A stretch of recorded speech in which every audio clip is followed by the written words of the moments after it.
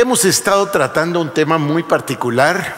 Dimos inicio la semana anterior y expresamos que queremos nosotros tomar un panorama completo de la palabra de Dios de forma de que podamos aprender a interpretarla. De manera que nosotros conozcamos la palabra, encontremos la unidad de la palabra, porque es un solo autor, el Espíritu Santo, a pesar de que haya usado una serie de personas, es un solo tema, el plan de salvación, el plan de Dios, el plan divino, es lo que apunta a nuestro Señor y Salvador Jesucristo.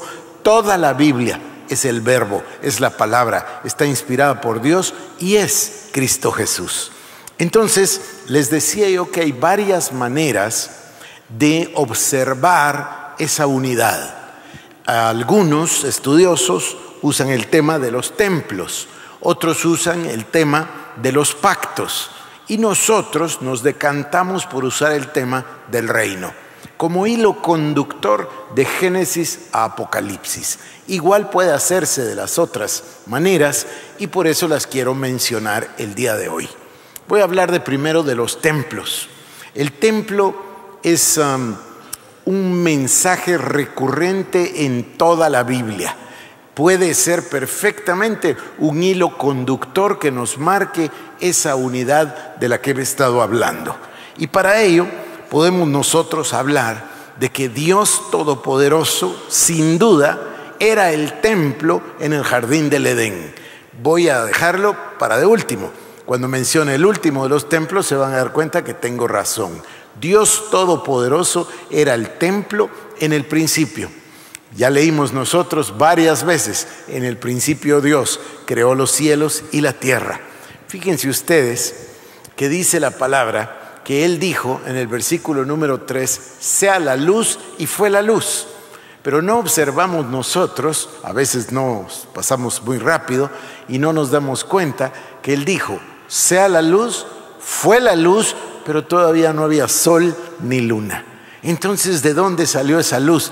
Es evidente. Juan 1:1. En el principio era el verbo, y el verbo era Dios, y el verbo era con Dios. Y sin Él nada de lo que fue hecho hubiese sido. Entonces, vamos a encontrar que la luz, antes de que hubiera el sol, la luz es Cristo. Así lo vamos a ver nosotros al final, en el último capítulo, en los dos últimos capítulos de Apocalipsis, y entonces vamos a darnos cuenta que Dios era el templo en Edén, como lo va a hacer al final. Pero entonces hablemos del segundo templo. El segundo templo, más o menos del año 1500 al año 1000 antes de Cristo, es el tabernáculo de Moisés. Y por supuesto que ustedes recuerdan que tenía tres partes: los atrios o el atrio, el lugar santo y luego el lugar santísimo. Ese sitio donde reposaba el incensario, el candelabro, la mesa del pan de la proposición y por supuesto el arca del pacto, donde se manifestaba la gloriosa presencia de Dios, la presencia manifiesta de Dios.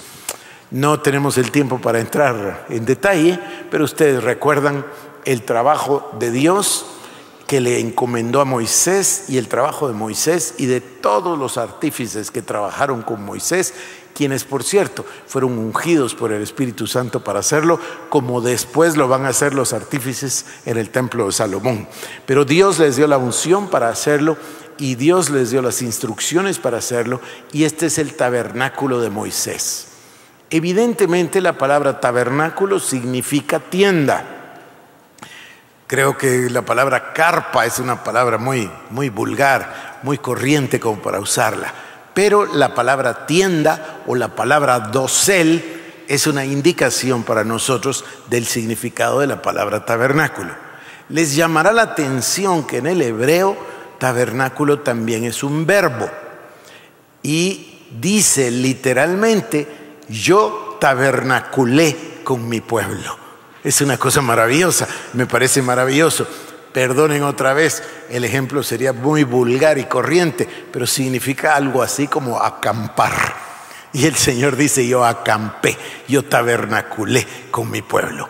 En otro pasaje la palabra dice, que yo les llevé de carpa en carpa, de tabernáculo en tabernáculo, y yo fui ahí, no necesito casa porque yo fui con mi pueblo. ¿En qué sentido está hablando? En el sentido, y digo, ¿en qué sentido está hablando? Puesto que después va a existir templos fijos, pero en este momento el pueblo era un pueblo nómada y Dios era su Dios, y Dios cumplió su palabra y fue con su pueblo y estuvo con su pueblo.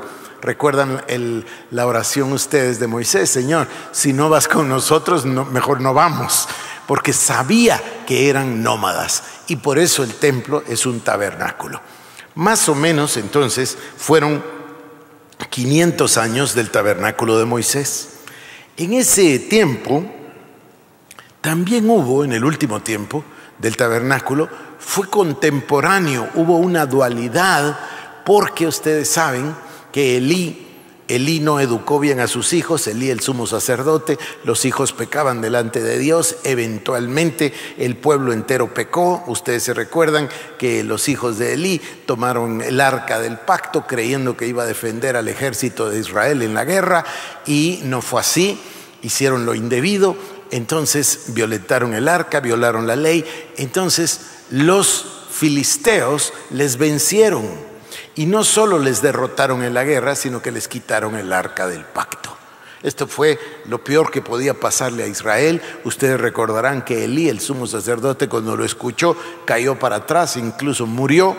Su nuera, que estaba embarazada, dio a luz y le llamó al hijo Icabod, que quiere decir la gloria ha sido traspuesta. Ustedes recuerdan, ¿verdad? Es decir, la gloria se ha ido. La gloria refiriéndose a la presencia de Dios, quizás no tanto al arca en sí como la presencia de Dios que implicaba el arca. Y los filisteos sufrieron, incluso su rey Dagón sufrió, y el arca tuvo que ser devuelta. La tomó Israel, y ahí es cuando ahí se da el momento cuando el rey David busca al Señor y se da cuenta, ¿cómo es posible? Dice, que yo estoy construyendo casa para mí y el arca de Dios no tiene casa.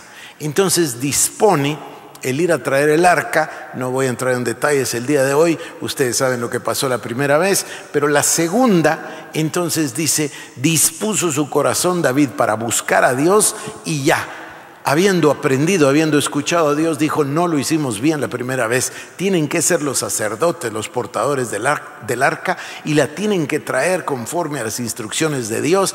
Y dice, preparó tienda, preparó tabernáculo para el arca. Hay una gran diferencia entre el tabernáculo de Moisés y el tabernáculo de David. En el caso del tabernáculo de Moisés, ya lo hemos enfatizado varias veces, el arca estaba encerrada en el lugar santísimo. El lugar santísimo no permitía ni entrar ni salir, la luz estaba totalmente apartada. Mientras que en el tabernáculo que David hace, está totalmente abierto. Todas las personas podían contemplar el arca y podían venir para alabar y adorar. En ese sentido, se establece un nuevo orden de adoración con David. Esto es bien interesante cuando veamos los pactos, porque vamos a ver que el pacto de David es un pacto que tiene su casa, que tiene su reino y que es eterno. Entonces entendemos que es un pacto de gracia que apunta al Señor Jesucristo. Entonces comprendemos por qué el arca estaba expuesta para todos y por qué se hizo un nuevo orden de alabanza y de adoración. El tabernáculo de David es una cosa verdaderamente importante, verdaderamente maravillosa, y habla también de alabanza y adoración 24 horas.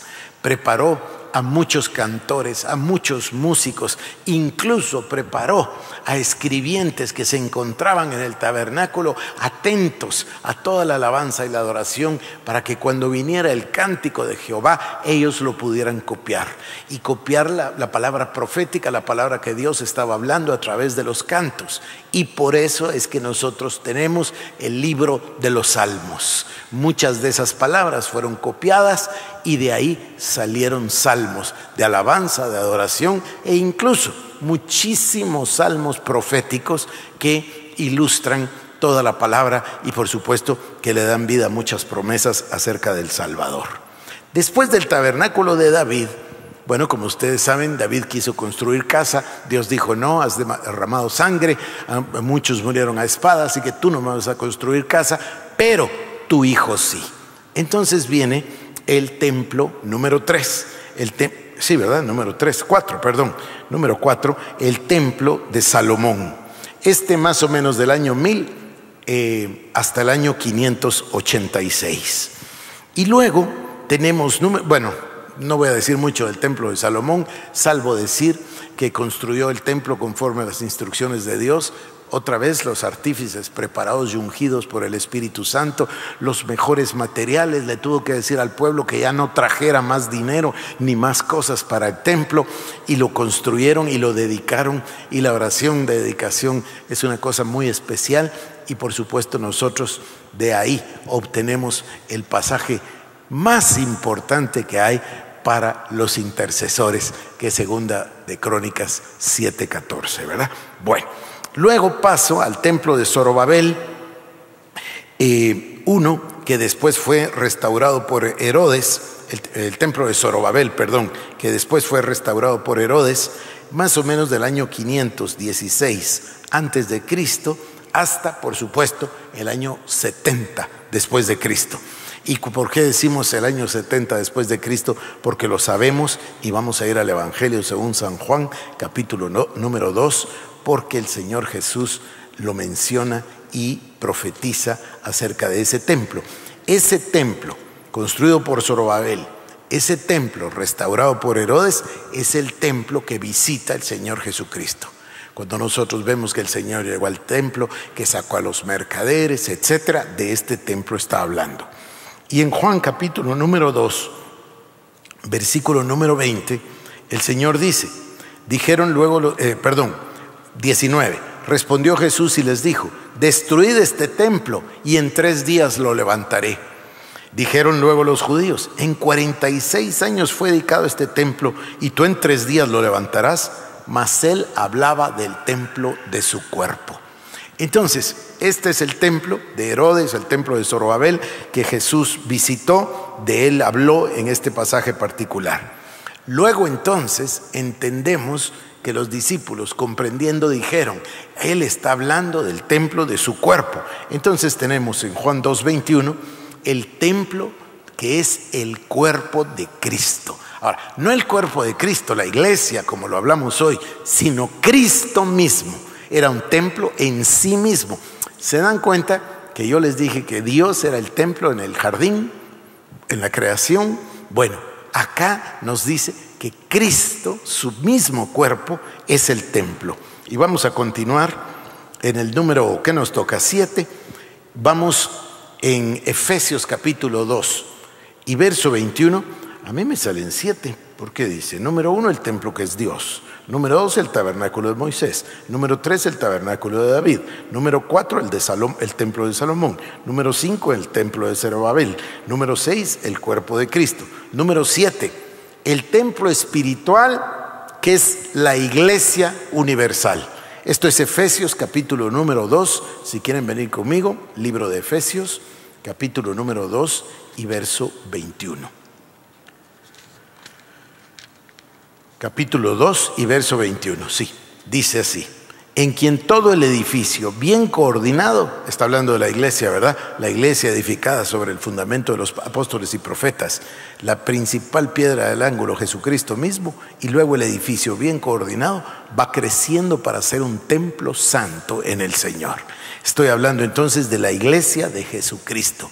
Cuando hablamos de la iglesia universal, cuando se habla del cuerpo de Cristo universal, lo que quiere decir es que incluye a todos aquellos que han hecho a Jesucristo su Señor y Salvador a través de los siglos. Entonces, todos vamos a poder compartir un día en la eternidad, pero todos los que nos han antecedido son parte de la iglesia igual que nosotros el día de hoy. Hoy vamos a participar de la Cena del Señor. Y una de las palabras claves en ese acto que se llama comunión, que se llama Santa Cena, que se llama Cena del Señor, que se llama Mesa del Señor, que se llama Eucaristía, todas las palabras quieren decir al final lo mismo, quieren decir comunión. ¿Y por qué? Porque compartimos. Y esa palabra compartir, ¿con quién compartimos? No compartimos solamente con los que estamos acá. Por supuesto que sí, pero además compartimos con todo el cuerpo de Cristo en el mundo, pero además compartimos con la Iglesia Universal, que es el cuerpo de Cristo, aunque ya no estén acá con nosotros. Vamos a continuar. El templo, número 8 ahora, ¿verdad? El templo de la iglesia local. Yo no voy a seguir leyendo los pasajes, solo se los voy a decir. Primera de Corintios, capítulo número 3, versículos 16 y 17. La iglesia local tiene su templo, es un templo. Bueno, nosotros acá construimos uno, somos una iglesia local. Este es otro ejemplo del templo. Número 9. El templo del creyente individual. Cada uno de nosotros somos el templo de Cristo. Esto está en Primera de Corintios, capítulo número 6 y verso 19. ¿Recuerdan estos pasajes tan difíciles, tan duros? Cuando habla del pecado, cuando habla de la fornicación, cuando habla del pecado autodestructivo. ¿Y a qué se refiere el Señor cuando dice que no debemos nosotros atentar, ni destruir, ni contaminar el templo del Señor? Porque somos el templo de Cristo. Nosotros con mucho entusiasmo entendemos que somos espíritu, alma y cuerpo. Y por supuesto el cuerpo es esto físico que todos vemos. El alma se refiere al intelecto, las emociones y la voluntad. Pero también está el espíritu. Y en el espíritu tenemos nosotros también 3 partes. Y una de ellas es el lugar donde viene a morar el Espíritu Santo cuando Dios entra a nuestras vidas. Las 3 partes, por cierto, son intuición, comunión y conciencia. Comunión es ese lugar especial que Dios diseñó en el espíritu del hombre para que morase el Espíritu Santo. Bueno, número 10, o lo que nos toque. El templo de los tiempos del fin. Apocalipsis capítulo número 11, versículos número 1 y 2. Luego tenemos el templo del milenio. Este está descrito por Ezequiel en los capítulos 40 al 44. Lo lamento de ir tan rápido, pero es la única manera que nos dé el tiempo. Luego tenemos número 12, la Nueva Jerusalén, que toda ella será un templo. En Apocalipsis capítulo 1, versículo 3 y en Apocalipsis capítulo número 22. Toda ella será un templo y ahí otra vez se repite el tema. No hay necesidad de sol, no hay necesidad de lámparas, porque el Cordero de Dios es la luz de la ciudad. Otra vez el Señor está ahí, Él es el cuerpo de Cristo, la iglesia, y la Nueva Jerusalén es la iglesia. Entonces Cristo, que es la cabeza del cuerpo, Él es el templo, Él es la Nueva Jerusalén. Ahora quisiera decir algo.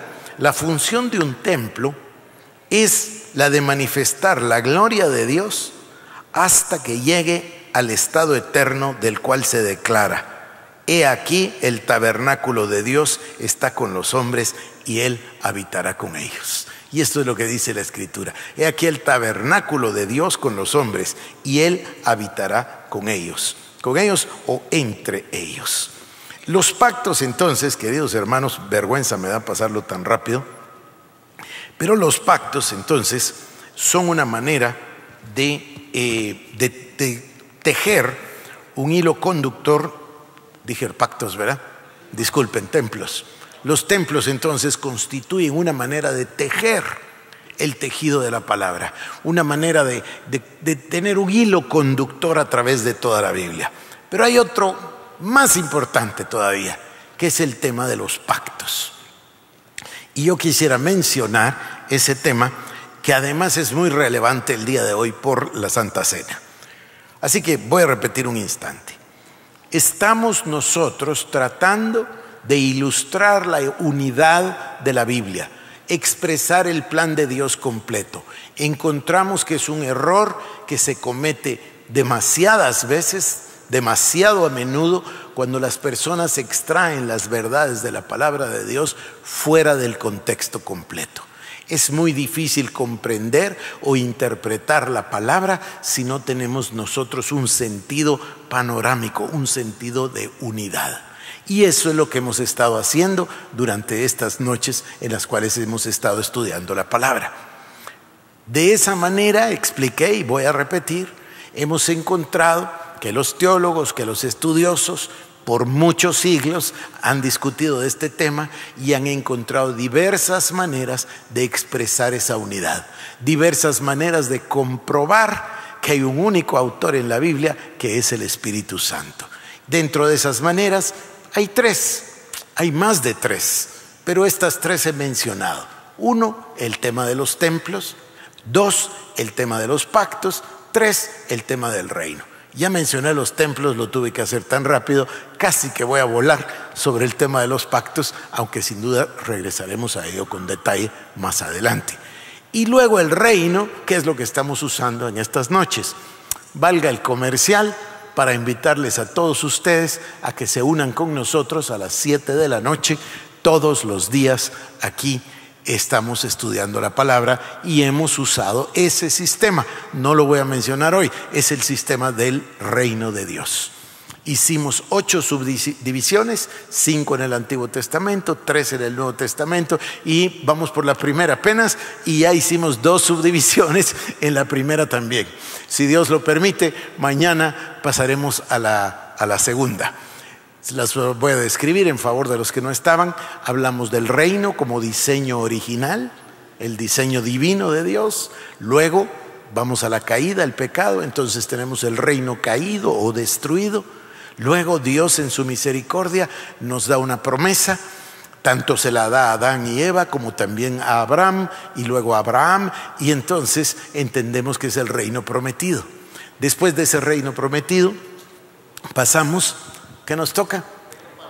El reino parcial. Muy bien, gracias. Esto ya es la manifestación del reino. Esto se da después de Moisés, Josué, en el reino de David, posiblemente llegue a su esplendor en el reino de Salomón. Vemos a Dios con su pueblo. Desde el desierto Dios acompaña a su pueblo. Este reino le llamamos parcial porque quedó cortado tanto en tiempo como en alcance. En tiempo porque gracias a la desobediencia vino la maldición y el exilio, además de que el reino se había partido en 2, Judá y Samaria, en fin, y por eso le llamamos parcial. Pero luego Dios en su misericordia de nuevo, y así lo vemos en la palabra de Dios, entramos a la época de los profetas y le llamamos el reino profetizado. Entonces teníamos el reino original, teníamos el caído, teníamos el prometido, teníamos el parcial y el profetizado. Todos los profetas, de Isaías a Malaquías. Y luego entramos al Nuevo Testamento y seguimos con el hilo conductor del reino y vemos el reino manifiesto.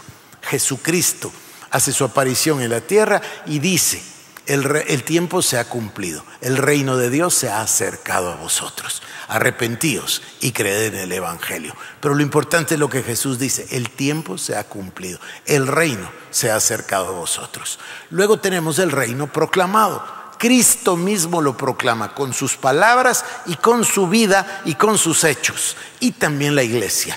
Y encontramos al Espíritu Santo descendiendo sobre la iglesia, que solemos llamar la iglesia primitiva o la iglesia de Hechos, y vemos el reino siendo proclamado. Y luego el último, número 8, que está por verse, que estamos atentos todos, es el final de la palabra de Dios, y es el reino perfeccionado, el reino perfectamente desarrollado e instalado al final de las edades, al final del tiempo. Bueno, ahora hablemos entonces de otra posibilidad de hilo conductor que lo constituyen los pactos. Hay una serie de pactos y trataremos hoy de mencionarlos, 8 de ellos, y los mencionaré a esta velocidad, perdónenme, pero es que tenemos necesidad de usar el tiempo. El primero sería el pacto del Edén, por supuesto, puesto que hubo un pacto en el Edén, y este estaría de Génesis capítulo número 1, verso 28, al capítulo número 2, 15, 16 y 17. Capítulo 1, 28 hasta el capítulo 2, verso 17, hice énfasis en el verso 15, 16 y 17. ¿A qué se refiere este pacto del Edén? Este se refiere a que Dios bendice al ser humano, le dice, lo bendice y le dice fructificad, multiplicaos. Le da el dominio sobre toda la creación. Y a mí me llama tanto la atención este pasaje en el capítulo 2, verso 15, donde dice que lo pone en el jardín y le ordena, le da el llamado, el propósito al ser humano para guardarlo y cultivarlo. Y aquí está el mandato cultural. A lo mejor recuerdan ustedes ese tema que es tan apasionante, tan impresionante. La tarea del ser humano es cultivar y guardar el jardín de Dios. Luego avanzamos hacia el segundo pacto. Este pacto se da con Adán. Obviamente que estoy eludiendo la palabra de Dios con, pero es que cae de su peso, ¿no?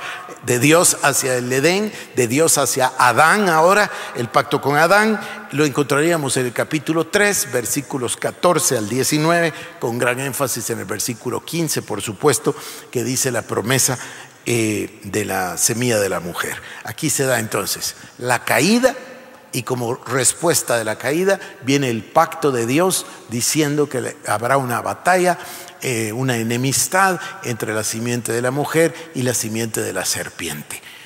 Ya le encontraremos nosotros a esto el significado perfecto en el libro de Apocalipsis cuando nos toque. El tercero es el pacto que se da de parte de Dios con Noé. Y este está en Génesis del capítulo 8, versículo 20, al capítulo 9, versículo 17. Y aquí el pacto con Noé, después de que la tierra fue destruida, entonces Dios se arrepiente y dice, no voy a volver a destruirla. Y el pacto con Noé es, de nuevo, fructificad y multiplicaos, y llenad otra vez la tierra. Y Dios dice, no solo le dice, no más diluvio, no más destrucción, no solamente le dice, fructificad y multiplicaos, sino que hay una cosa muy curiosa aquí. Se acaba la dieta vegetal y a partir de este pacto con Noé, el hombre tiene libertad para comer de los animales. Es decir, se acaba una dieta que era eminentemente vegetal, o ahora en el idioma de moda le dirían vegetariana, o a lo mejor vegana, pero ahora Dios en cambio le permite al ser humano que coma de los animales. ¿Y cuál es la señal del pacto de Noé? Pues ustedes ya lo saben perfectamente, el arco iris. Que me había olvidado yo de que el pacto allá en el Edén, la señal es el día de reposo. Y luego ahora, número 4, tenemos el pacto que quizás es el que más conocemos, ¿no? El pacto con Abraham. Dios llama a Abraham, Génesis capítulo 12, verso 1, 2 y 3, Génesis 17, verso 1 al 5, y Dios le dice, mira, yo te bendeciré, haré de ti una nación grande, en ti serán benditas todas las familias de la tierra, todos los que te bendigan los bendeciré, y aquellos que te maldigan yo los maldeciré. Este es el pacto de la gracia, el pacto que Dios hace con Abraham. Y luego viene el número 5, que seguramente es el otro que también conocemos mucho, que es el pacto con Moisés. Y aquí viene lo que se ha dado en llamar, o lo que se llama la ley mosaica. El pacto con Moisés es la entrega de la ley, y aquí viene el pacto. Y tenemos 3 clases de ley: la ley moral, tenemos la ley civil y tenemos la ley ceremonial. Todo esto es lo que nosotros encontramos. A lo mejor aquí, lo digo con toda franqueza, a lo mejor simplistamente, pero es verdad, esto quizás es lo que las personas encuentran más difícil de leer en la Biblia. Las personas se aburren en el libro de Levítico, y de tanta ceremonia, tanta ley, Éxodo, Levítico, Números, Deuteronomio, y las personas encuentran dificultad. Bueno, se les va a quitar esa dificultad al saber que este es un pacto maravilloso que Dios hace con Moisés en favor del hombre en sus relaciones humanas, en sus relaciones sociales, incluso en sus relaciones internacionales. Pero bueno, sigamos. El número 6 es el pacto que se da con David. El pacto davídico lo encontramos en 2 de Samuel 7, versículos 4 al 17. Y este tiene 3 partes maravillosas. Número 1, el pacto acerca de la casa de David. Cuando hablamos de la casa de David, se refiere a la familia de David. Pero el número 2 se refiere al reino de David. Esto es una cosa extraordinaria. Dios le habla. ¿Se recuerdan que David queda anonadado diciendo, ¿quién soy yo para que Dios hable eso de mí y de mi casa? Hablando de él y de su familia. Cuando se refieren a la expresión yo y mi casa, están hablando yo y mi descendencia, mi casa, mi familia, mi descendencia. Entonces, en el pacto de David tenemos la casa de David, el trono de David, perdón, el reino de David y luego el trono de David. Esto es extraordinario, porque ¿quién va a ser descendiente de David y se va a sentar en el trono de David y va a reinar por los siglos de los siglos? Entonces esto es verdaderamente maravilloso. Número 7. Entramos al pacto. Este suele llamarse de 2 formas. O se le puede llamar el pacto del retorno o regreso, o se le puede llamar el pacto de Palestina. ¿A qué se refiere esto? Esto es interesantísimo, me parece muy maravilloso. Lo vamos a encontrar en Deuteronomio 30, del versículo 1 al 10. Yo creo que se los voy a leer porque esto tiene una actualidad maravillosa. Deuteronomio 30. Me gusta tanto, me parece a mí algo verdaderamente maravilloso. Voy a leer en Deuteronomio 30 del 1 al 10. Sucederá. ¿Y por qué se llama Pacto de Palestina?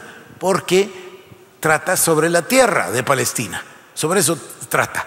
¿Y por qué se le dice el retorno? Porque trata del retorno del pueblo de Israel a su tierra, Palestina. Entonces, miren esto que tiene tanta actualidad para nuestra generación.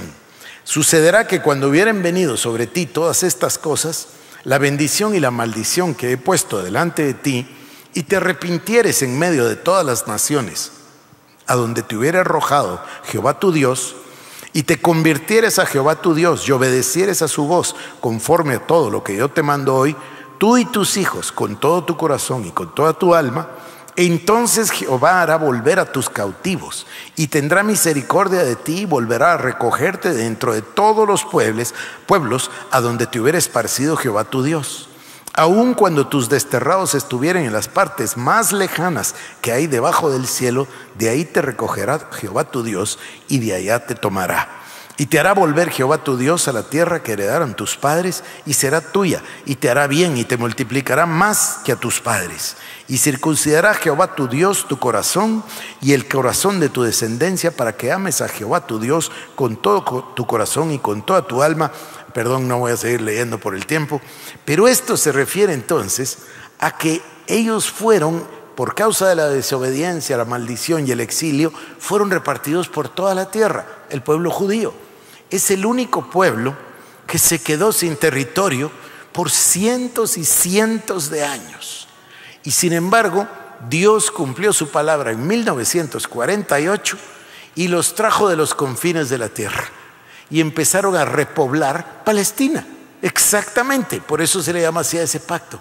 Y volvieron a regresar y fundaron su país de nuevo. Yo tengo la mayor de las admiraciones por Ben Gurión y por supuesto Weizmann y todos los que estaban con él, Shimon Peres, Ariel Sharon, todos los que estaban con él, la generación que ya, francamente, ya creo que no queda ninguno vivo en este momento. Netanyahu ya no es de esa generación, es una generación siguiente.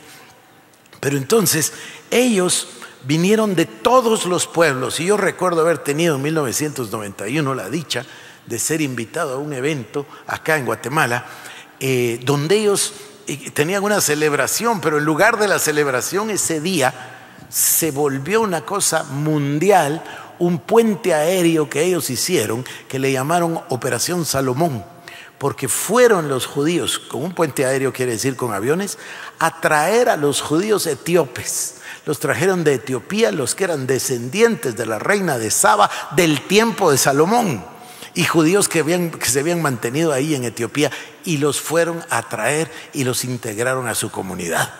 Yo que he tenido la dicha de visitar Israel, Cecilia y yo fuimos la primera vez a finales de enero de 1988. Y he ido a Israel varias veces, no sé cuántas, tampoco muchas, pero he ido varias veces. Y he tenido la oportunidad de ver cómo ha ido cambiando, cómo ha ido creciendo, cómo ha ido progresando, en especial Tel Aviv, pero en realidad todo el país.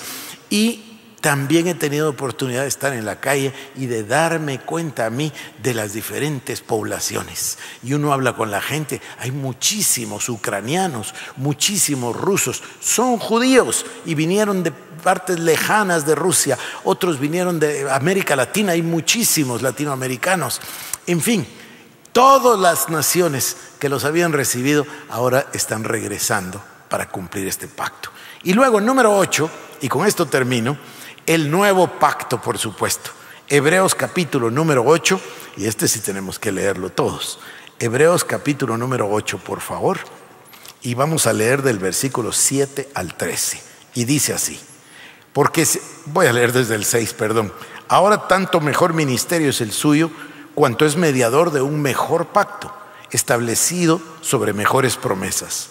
Porque si aquel primero hubiere sido sin defecto, ciertamente no se hubiese procurado lugar para el segundo. Porque reprendiéndolos dice, he aquí vienen días, dice el Señor, en que estableceré con la casa de Israel y la casa de Judá un nuevo pacto. No como el pacto que hice con sus padres el día que los tomé de la mano para sacarlos de la tierra de Egipto. Se dan cuenta que está hablando de Moisés. Porque ellos no permanecieron en mi pacto y yo me desentendí de ellos, dice el Señor. Por lo cual, este es el pacto que haré con la casa de Israel después de aquellos días, dice el Señor. Pondré mis leyes en la mente de ellos y sobre su corazón las escribiré, y seré a ellos por Dios y ellos me serán a mí por pueblo. Y ninguno enseñará a su prójimo, ni ninguno a su hermano, diciendo, conoce al Señor, porque todos me conocerán, desde el menor hasta el mayor de ellos. Porque seré propicio a sus injusticias y nunca más me acordaré de sus pecados y de sus iniquidades. Al decir nuevo pacto, ha dado por viejo al primero, y lo que se da por viejo y se envejece está próximo a desaparecer. Y por supuesto deberíamos seguir y leer el capítulo completo, número 9, pero lo voy a dejar para otra oportunidad. Dios les bendiga, amados hermanos. Vamos.